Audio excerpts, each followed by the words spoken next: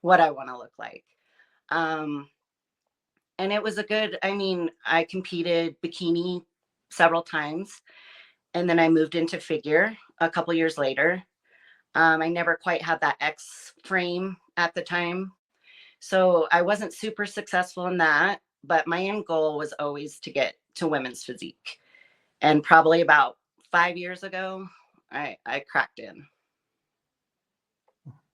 Yeah, the thing is about any athlete as you evolve over time, you get those strong aesthetics, and I think a lot of ladies find the place that fits them. Bikini's usually that first for most women, I would say, but then others would see the other ladies like physique, women's bodybuilding figure, and say like, you know what, that's more like me. And plus, you get tired of the high heels. I'm not gonna lie. That was that was a nice bonus to toss. Yeah. Yeah, I know a lot Yeah. of ladies say they tell me stories like sometimes they had to take a blow dryer just to get the feet in because it'd be so swollen. Then Oh, so you got uncomfortable. yeah. I Sometimes was I had I wasn't a go ahead. natural at the heels. Like it just wasn't. I got by. I did okay, but it was not. I didn't feel comfortable up there. Yeah, I know one lady said she loved her high heels. Sometimes she used to walk on her treadmills in her high heels. Yeah. That's commitment. No, I Uh, know lots of women who do. yeah, that's commitment. I gotta tell you that. We got here some people coming through. My man, KL the Wonder. Shout out to KL. Just saw he did an interview today. Shout out to KL. Says good afternoon, brother. Also, KL says this. Natalie Miller, make a Miller night. Oh God, he's such a smart ass. He's a yeah. Also, this is from my man Stefan Prey. Says congratulations on your pro card. Good luck. Thank you, brother. Appreciate that. And also again from my man KL says almost everyone can't get enough of Daniel Lane Bailey. Well, me personally, I'm gonna be honest. She's all right. She's all right. But one person I love, and she's my obsession. I love her. And that is Andrea Shaw. Same. I can't help it. I want to show you something, Natalie. This is something a friend of mine, Eunice. I always bring this out because this is what I love about her. My friend Eunice. Eunice Kitchen runs Bad Rap. You probably, one of these days, if you're in Texas, you should meet her. She was on company Bad Rap. She was at last year's Olympia 2023, and she had got this issue of muscle development. And not only thing, she was, she saw, Andrea, and this is the highlight of what, like I said, what makes me keep doing what I'm doing. Yeah, that's nice. That's nice. I enjoy when I like to bring it out. I know Kayla will like it, but hey, like my other guy says, if you give it something, never do it for free. And that's my payment. So now, Well, it's evolved. mhm. Dana Lynn just brought the attention, I would say. And then it was Shanique Grant for me. And now it's Andrea Shaw. Yeah. That's Yeah, yeah. it's really like I said, I've been following bodybuilding since the good part of the '80s.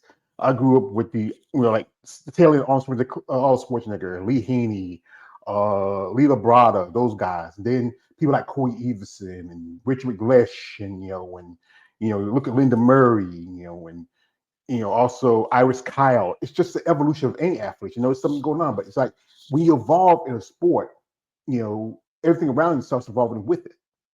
Yep. Agreed. Mhm. Yeah. So it's definitely evolved for me, who I sort of look up to from the past, present. There's a handful for sure. Yeah. So that experience in bodybuilding is really tough for you, especially for women, because people don't understand that there's so much work to it. Like the things that you have to do, your training. What's your regimen like during the day when you're working out? Usually I really needed to focus on my legs. So two days of legs usually, and my back. So 2 days of back. I train with my coach, and I have a training partner, and she's a IFBB pro. Um, and I train 3 days a week with them, usually back or legs. And then the rest of the time I have a home gym, and I focus on chest, you know, the accessories, the rest. But yeah, it's cardio usually every day, 6 days a week, probably. Mhm. Yeah, Mhm. and like I say, you work with the IFBB, but who's your coach and how long y'all been together? Jay Martinez with Cobra Fitness. Oh, Um, so he's out of Houston. Um, and we trained years ago together, or we worked together. I moved away for a few years, and I came back, and we've been together for a couple of years. For the past year, we've been training in person together, a few days a week. So that's what really kind of changed the trajectory for me. yeah. So you work with Jay and his company, Cobra. Sorry, that's an old GI Joe throwback. You know, you remember GI Joe, and that's good. I wish. And you say you were out of the country. What were you doing? Because I saw you interview with David, your husband, and what's your husband's name? Kevin. Kevin. And he works in oil, and you were in Africa. What was that Yeah. experience like? You were in the motherland. What was that like? Yeah, it was amazing. We were there for 3 years, in Ghana. And, surprisingly, I wasn't sure what I would find as far as a bodybuilding community. It was excellent. Um, a really good one. A really good one. I found a really good coach. Um, Victor, shout out. He was amazing. He got my body to the physique form to where I came back to the States and competed. But that's where I started my journey, in the physique category. And great people, a lot of fun. I mean, the aesthetics over there, they have great aesthetics. I wish more were over here, but I made great friends, and yeah, still to this day. Well, Africa's the motherland. Everything comes from there. And I think with a lot of Africans, it's just the natural athleticism of them. And there's quite a few. Like one lady who I follow, Mimi Challenge. She's from Cameroon. Hmm. There's also quite a few other. I think what's his name? Big dude. I forgot his name, but he's from Africa. It's really. I think in a few years you're going to see more. You competitors coming out of there, especially where there's opportunity. Bodybuilding, even though it's a small community, it's really expanded. Here we got here for a man, K. Ellie says, you have a nice physique. He's a fan. Thank Also, we got here from a man, Russ G from Russ G Photography says, afternoon all, afternoon Russ. you. Also, we had a question from my man, K. Ellie says, what do you do outside of bodybuilding? Well, at the moment, that's my main focus. Like I said, I kind of have a unique situation with my husband in the oil field. We had recently just got back from Africa. So that was kind of what I decided. I wanted to go for my pro card. And I'm lucky enough to be able to have that as my main focus right now. Um, we're moving every couple of years. So it makes it difficult to have work job for me personally. I've done it and I'm always leaving. So I really have enjoyed focusing on bodybuilding. It's really become my purpose. And it's been a lot of fun. I'm pretty lucky to do it. Mm. Yeah, it's good that you found that focus. I think that's one thing. It's a lot tough for some ladies in this sport, especially those that have responsibilities such as a job, family, and back in the day, many bodybuilders had sponsorship. That helped them out with the cost of traveling, suits, hair. Now back in the day, one thing I think now there's more emphasis on more presenting a more feminine look, like your hair, your makeup, your jewelry, your suits has to be a lot fancier, and that's one thing that I think that there should be maybe more consideration about the physique more than just the presentation. Yeah, I agree. I I would really I like the femininity to be to stay, to it's hard when you're gaining so much mass and muscle. It's a fine it's a balance. Um but that's important to me. To the hair, the makeup, the suit, the the sparkle. I love that. Yeah, yeah, that's good. That's good that you have your support of your husband, because Mhm. some people I've talked to, like sometimes their family, friends, don't say, like especially your family, you right there in Colorado. What was their thought, especially your mom and dad, when you say our little girl is gonna be so puffed up, I'm afraid she might get a little manly. I mean, they're a little shocked, when they see, look like a a linebacker sometimes, um, but no, they're all support. They've been supportive, so it's been good. That's good. I think that's most important, especially this sport is a physically, mentally draining, financially sport. Takes a lot out of anybody, especially get into it. You have to really be passionate. And most people, when they think about bodybuilding, it's always about steroids and this bacon and I do not. No, I've learned this. Some people, because I got people who come friends, and they tell me, George, they took the stuff I take and don't follow the same regimen and plan, and not gonna look like me. And also, you are a natural bodybuilder. What got you into the natural part of it? No, I'm not. Oh, No, I don't know where that came from. oh, somebody. I thought it was because your name was. You say it was Natty. I said, okay, so there you Oh go. no, Yeah, that's just that's a nickname. Yeah, I thought yeah, about that. I'll get that off my stuff. yeah. Because Yeah, yeah, because it's really. I think it's really a big call for. I think you're looking for more to for Natty, especially with your physique. I really thought you were because most women your size mm, usually are the Natty competitors. yeah.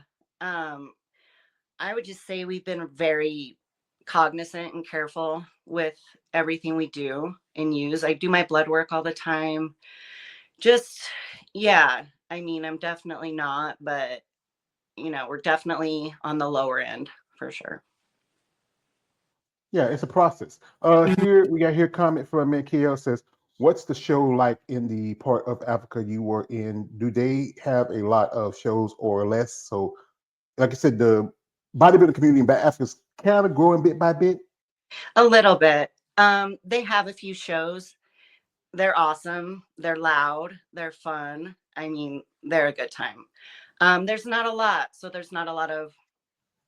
They need more. They need a lot more. William Bonnick, he puts on a show that's gained some traction, but they definitely need more. They need more attention, more everything. Like I said, they have incredible physiques over there, and I wish there was more opportunity for them to get the chance, even in Europe, but mostly in Africa. There needs to be more. Yeah, it doesn't interest relate from South Africa, and they tell you it's still like a very slowly growing community. Yeah, sometimes they have to come to Europe and states to even do like pro qualifiers, or Yeah, yeah, or just do Olympic qualifiers. Like one lady who I did an interview a while back, IP Pro Tina Flex. She is planning on doing her first show since she competed since 2023 is going to be at the Triple O Dynasty, and that's in Arizona. That show is run by Andrea City Gillen and Whitney Jones. And I right. think it's I follow them. Great show. This year they're gonna have women's physique. No, I mean next year they're gonna have women's physique because of sponsorship and more is promoting the women's physique division. And as you know, you earned both your pro cards in women's bodybuilding and physique. What's the plan now? Where do you feel like you fit more? I've always thought women's physique, that's always been where I thought, but I don't know when kind of a new world opened up when I won the women's bodybuilding. It was a lot of fun, a lot of fun. The posing, I discussed with my coach. We haven't gotten too far into it, but I think we're just going to kind of see where I go with it, kind of recover a little, get back at it. But, his feedback, what he got was, I don't have to be this mass monster. Um, I can sharpen things, build shape, hone in different things. It's not all about size.